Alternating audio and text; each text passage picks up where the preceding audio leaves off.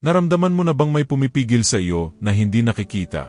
Kumbaga, kahit anong hirap mo para sumulong, laging may humihila sa iyo pabalik.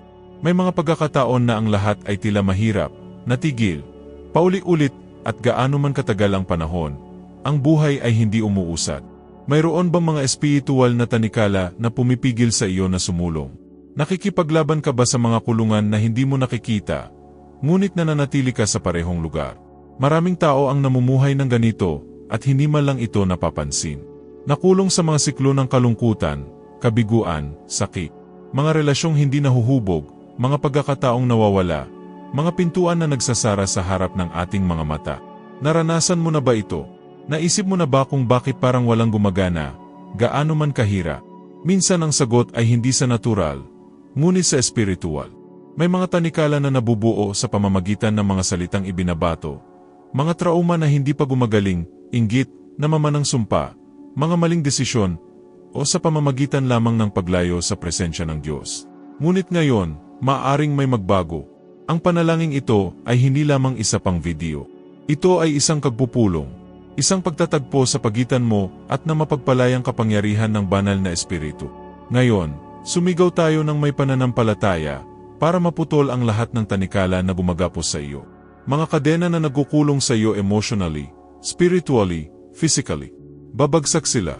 Dahil kapag nananalangin tayo ng may pananampalataya, kumikilos ang langit. Ngayon mag-isip sandali, ilang beses ka nang nakaramdam ng pagka-stop, panghinaan ng loob, pag-iisa. Ilang beses mo na bang naramdaman na ang lahat ay laban sa iyo? Ngunit sa kabila ng lahat ng ito, isang bagay sa loob mo ang hindi sumuko. Nandito ka, at hindi ito nagkataon. Dinala ka ng Diyos sa video na ito dahil gusto kanyang palayain. Nais niyang putulin ang mga tanikala na humahadlang sa iyo sa pamumuhay ng lahat ng kanyang pinangarap para sa iyong buhay. Marahil ay nakikipaglaban ka sa isang labanan sa loob ng maraming taon. Marahil ito ay isang bagay na kamakailan lamang. Ngunit nakikita ng Diyos. Alam niya ang sakit mo at gusto niyang kumilos. Ang panalangin ay ang susi na nagbubukas ng mga pintuan ng imposible. Sinisira niya ang mga tanikala, nagpapagaling ng mga sugat, nagpapanumbalik ng mga puso. At ngayon, habang sama-sama tayong nananalangin, maaring mangyari ang isang supernatural. Maniwala ka lang. Kung kaya mo, ipikit mo sandali ang iyong mga mata. Huminga ng malalim. Ilagay ang iyong kamay sa iyong puso at pakiramdam. Pakiramdam mo na nandyan ang Diyos sa iyo. Saan ka man nakikinig sa panalangin ito, sa iyong silid, sa trabaho, sa boss, nag-iisa o kasama ng iba, nariyan ang Diyos. Nakikinig siya. Siya ay kumilos. Siya ay nagpapalaya.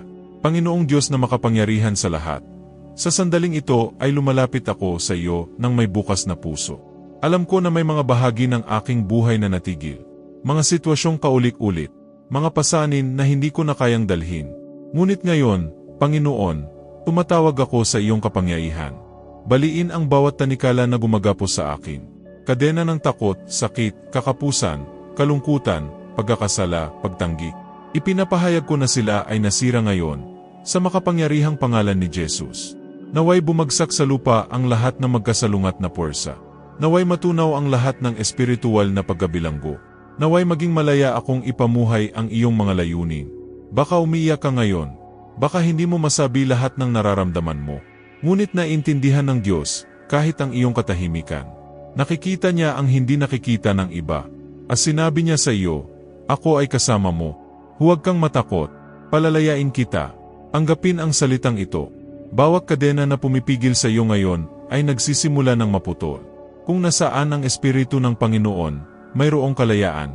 At kasama mo siya ngayon, maniwala ka ng buong kaluluwa. Nagsimula na ang paglaya. Hindi dito nagtatapos ang panalangin sama-sama nating dinasal. Ito ay patuloy na kumikilos sa iyong araw, sa iyong mga iniisip, sa iyong puso. Kung ang panalangin ito ay naantig sa iyong buhay, huwag itago ito sa iyong sarili. Ibahagi sa isang taong kailangang palayain, din maaring gamitin ka ng Diyos para dalhin ang kalayaang ito sa ibang tao. At inaanyayahan ko kayo ngayon na maging bahagi ng tanikala ng pananampalataya. Mag-subscribe sa channel dito para patuloy na makatanggap ng mga panalangin na umaantig sa kaluluwa at nagbabago ng buhay. Iwanan ang iyong like kung ang panalangin ito ay nagsalita sa iyo. Mag-iwan ng Amen sa mga komento ibahagi ang iyong kahilingan sa panalangin. Sama-sama tayong manalangin. At ipadala ang video na ito sa isang taong kailangang putulin ang mga panikala na inilagay sa kanila ng buhay. Nais ng Diyos na kumilos at maaari siyang magsimula sa iyo. Nandito ka dahil may pinaniniwalaan sa loob mo na posibleng mamuhay ng ibang buhay. Kahit pagod, kahit nasasaktan, kahit minsan nagdududa, may kislap ng pananampalataya sa loob mo na tumangging mamatay. Ang pananampalatayang ito, kahit na maliit, ay sapat na upang mapakilos ang puso ng Diyos. Sa gayong pananampalataya, marami ang napalaya sa Biblia. At sa pananampalatayang ito na ngayon, ay maaari mo ring putulin ang mga tanikala na gumagapos sa iyo. Isipin sandali kung ano ang magiging buhay mo kung wala ang mga hadlang na ito. Isipin ang pagising at hindi na nararamdaman ang bigat sa iyong dibdib. Isipin na tumingin sa hinaharap at hindi takot, ngunit pag-asa. Hindi ito pantasya. Pangako yan. Nangako ang Diyos ng kalayaan sa mga naghahanap sa Kanya. At ang kalayaang ito ay hindi nagmumula sa labas, ito ay nagmumula sa loob. Ito ay ipinanganak sa Espiritu, binabago ang kaluluwa at ipinakikita ang sarili sa buhay. May mga agos na nabuo nang hindi mo napapansin. Mga masasakit na salita na narinig mo noong bata pa. Mga sakit na dulot ng mga taong dapat ay nagmamahal sa iyo. Mga pagtataksil, pagkatalo, mga takot na tahimik na tumubo sa loob mo. At bigla, nalaman mong dinadala ang lahat ng ito sa loob ng maraming taon, na para bang bahagi ito ng kung sino ka. Ngunit nais ng Diyos na paalalahanan ka, hindi ikaw ang ginawa nila sa iyo. Ikaw ang sinasabi niya na ikaw. Hindi ka bilanggo ng sakit. Ikaw ay isang anak. Ikaw ay isang anak na babae. At ang mga bata ay may karapatan sa kalayaan. Siguro nasubukan mo na ang lahat. Mga therapy, payo, mga pagtatangka na magsimulang muli, mga pangako ng pagbabago, ngunit palaging may isang bagay na humihila sa iyo, pabalik sa pahihong lugar ng sakit. Ito ay dahil ang ilang mga bilangguan ay hindi mental o emosyonal, sila ay espiritual. At tanging ang espiritu ng Diyos lamang ang maaring humipo, kung saan, hindi maabot ng salita ng tao. Ngayon, sa sandaling ito, habang nairinig mo ang panalangin ito, mayroong isang labanan na ipinaglalaban para sa iyo. Maaring mukhang nag-iisa ka, ngunit hindi, ang langit ay kumikilos. Hindi binabalewala ng Diyos ang nasiyang kaluluwa. Yumuko siya para marinig ang taimtim na sigaw. At kapag narinig niya, kumikilos siya. Malakas ang kanyang kamay para palayain, pagalingin, para ibalik ang lahat ng nawala. Maaring nawalan ka ng oras, pagkakataon, relasyon, pangarap. Ngunit mayroon pa ring bagay na hindi maalis ng sinuman sa iyo. Ang presensya ng Diyos. At kung nasaan siya, walang nananatiling pareho. Ang mga panikala ay naalis, ang mga kadena ay nahuhulog sa lupa, ang mga pader ay gumuho. Kaya naman ngayon, kahit ano pa ang kasalukuyang, ito babagsak. Bakit ang Diyos ay kumikilos ngayon? Mayroong presensya na kumukuha sa kapaligirang ito. Nararamdaman mo ba ito? Ito ay kapayapaan. Ang gaan nito. Ito ay ang katiyakan na hindi ka na lumalaban mag-isa. Hinahawakan ng Diyos kung saan wala pang nahawakan noon. Inilagay niya ang kanyang kamay sa iyong mga sugat. At sa halip na sakit, ibinubuhos niya ang kagalingan. Sa halip na pasanin, naglalagay siya ng ginhawa. Kung saan nagkaroon ng kadiliman, siya ay nagniningning ng liwanag. Hindi mo kailangang intindihin ang lahat ngayon. Kailangan mo lang magtiwala. Minsan ang pinakamabigat na kadena ay ang kawalan ng pananampalataya. Ang boses na iyon sa loob mo na nagsasabing, hindi magbabago, palagi kang magiging ganito, ibang video lang ito. Patahimikin ang boses na iyon. Hindi ito nanggaling sa Diyos. Sinasabi sa iyo ng Diyos, magtiwala. Magtiwala ka lang. Nandito ako. At ikaw ay eksakto kung nasaan ka dapat, sa harap niya. Hindi mahalaga kung ano ang iniisip ng mga tao tungkol sa iyo. Hindi mahalaga kung ano ang iyong pinagdaanan. Ang Diyos ay hindi katulad ng hitsura ng mga tao. Nakikita niya ang iyong puso. At kung pagod na ang puso mo, gusto kanyang i-renew. Kung nawasak ang puso mo, gusto kanyang pagalingin.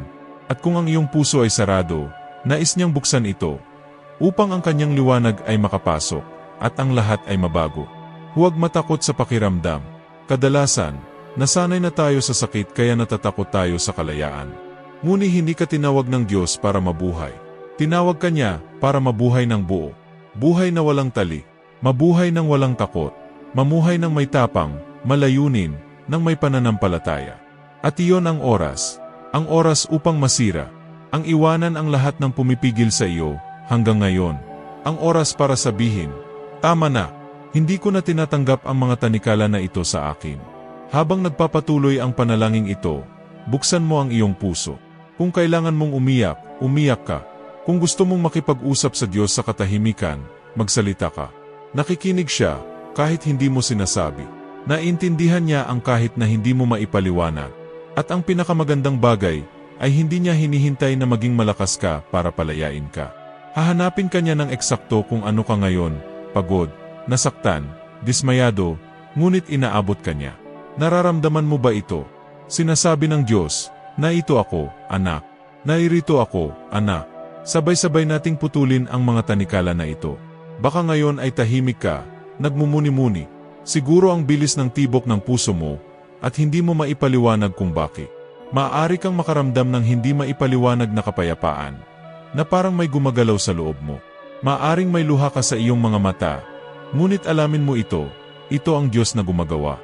Hindi niya tayo binibitawan na hawakan tayo, lalo na kapag taimtim tayong tumatawag sa Kanya.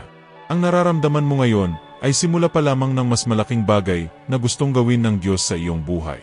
Huwag maliitin ang sandaling ito. Ang bigat na iyong naramdaman, ang sakit, ang mga tanikala, lahat ng ito ay nagsisimula ng maglaho. Tinatanggal ng Diyos ang di nakikitang mga gapos na pumipigil sa iyo na sumulong. At ang pagpapalaya ay nagsisimula hindi sa isang malaking putok, ngunit sa isang panloob na pagbabago.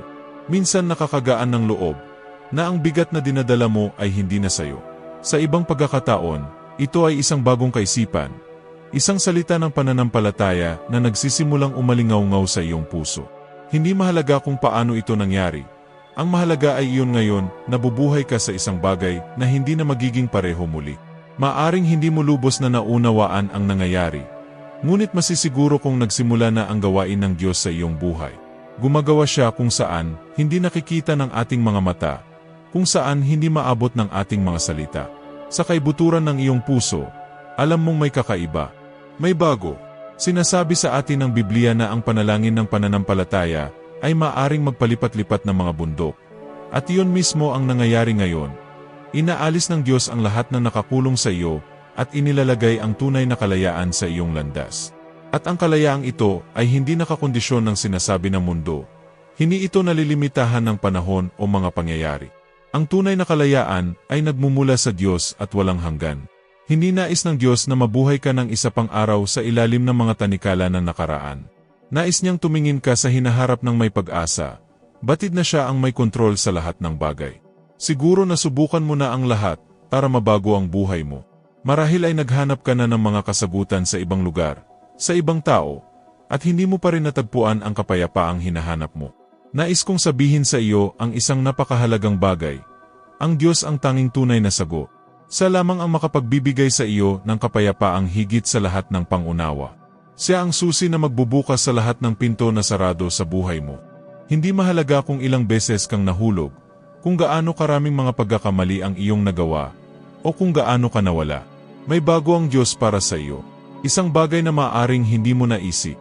Dalubhasa siya sa pagpapanumbalik, pagpapagaling at, higit sa lahat, pagpapalaya. Hindi lang siya naparito para bigyan ka ng pansamantalang ginhawa. Dumating siya para bigyan ka ng tunay na pagbabago. At ang pagbabagong iyon ay nagsisimula ngayon, habang ikaw ay nananalangin, habang ikaw ay sumisigaw, habang inilalagay mo ang iyong sarili sa harap niya. Ngayon, na may bukas na puso, patuloy na manalangin kasama ako. Ilagay ang iyong kamay sa iyong puso, huminga na malalim at isuko ang iyong buhay sa mga kamay ng Diyos. Alam na niya ang iyong pinagdadaanan, alam niya ang iyong paghihirap, ang iyong mga pahimik na laban. At mahal na mahal ka niya. Walang sakit na hindi niya kayang pagalingin, walang tanikala na hindi niya masisira. Panginoon, lumalapit ako sa iyo ng may pagpapakumbaba. Kinikilala ang aking mga kahinaan, ngunit pati na rin ang aking pananampalataya sa iyo.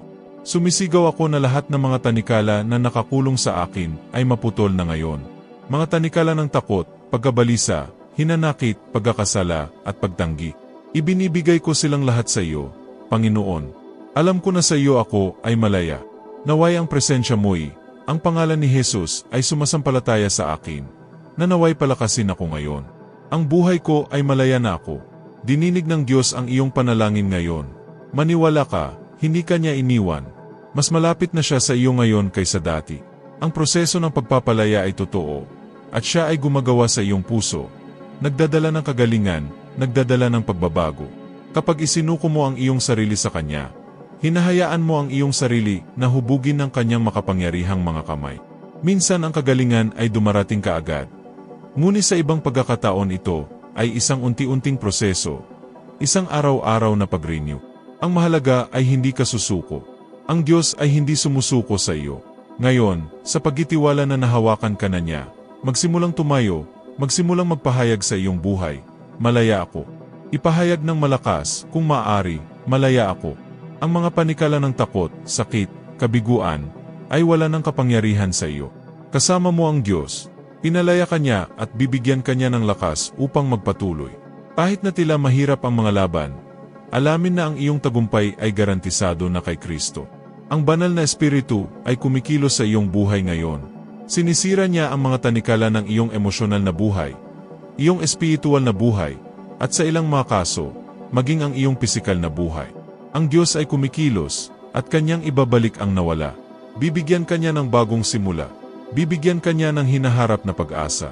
Kapag lubos mong isinuko ang iyong sarili sa Diyos, gagawa siya ng mga dakila at kamanghamanghang bagay sa iyong buhay. Ang iyong buhay ay hindi na magiging pareho muli. Ikaw ay magiging isang patotoo na pinalaya ng Diyos. At higit sa lahat, magpapatuloy siya sa pagtatrabaho, araw-araw, upang bigyan ka ng buhay ng tagumpay.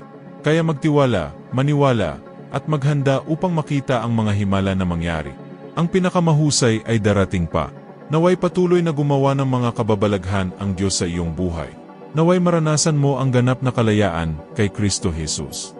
Hindi mahalaga kung ano ang sinasabi ng mundo, kung ano ang ipinapakita ng mga pangyayari, kung ano ang sinusubukang sabihin sa iyo ng iba. Ikaw ay anak ng Diyos, at ikaw ay malaya. Gusto kong magpasalamat sa inyo na hanggang ngayon ay kasama namin, nagdarasal at naniwala. Ang iyong pananampalataya, ang iyong dedikasyon at ang iyong pagtitiwala sa Diyos ay hindi napapansin.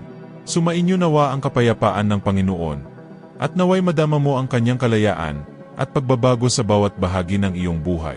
Naway patuloy kang suportahan at gabayan ng lakas ng Diyos, ngayon at magpakailanman. Tandaan, ang panalangin ay walang oras o lugar, at ang Diyos ay laging nasa tabi mo. Magsasama-sama tayo sa isa pang panalangin bukas, at umaasa akong makita kang muli dito. Huwag palampasin ang pagkakataong ipagpatuloy ang paglalakbay na ito ng pananampalataya at pagpapalaya kasama namin. Naway pagpalain ng Diyos ang iyong buhay ng makapangyarihan. Magkita-kita tayo bukas sa ating susunod na panalangin. Pagpalain ka ng Diyos.